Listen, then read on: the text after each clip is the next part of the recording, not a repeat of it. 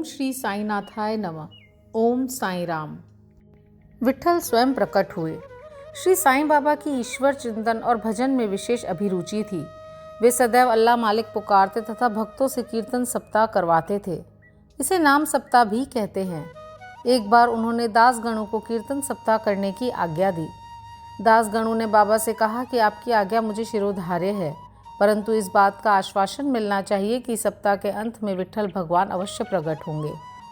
बाबा ने अपना हृदय स्पर्श करते हुए कहा कि विट्ठल अवश्य प्रकट होंगे, परंतु साथ ही भक्तों में श्रद्धा व तीव्र उत्सुकता का होना भी अनिवार्य है।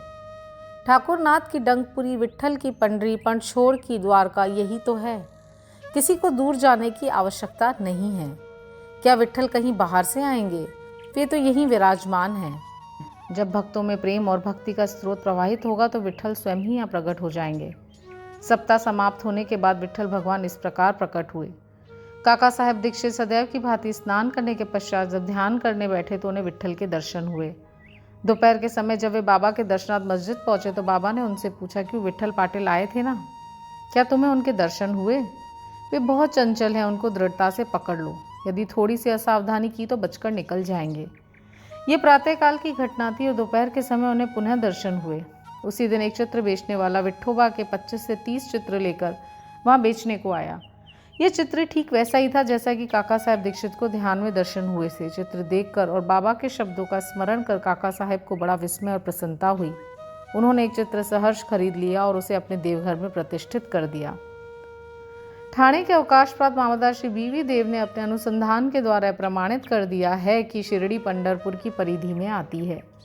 दक्षिण में पंढरपुर श्री कृष्ण का प्रसिद्ध स्थान है, अतः शिरडी ही द्वारका है।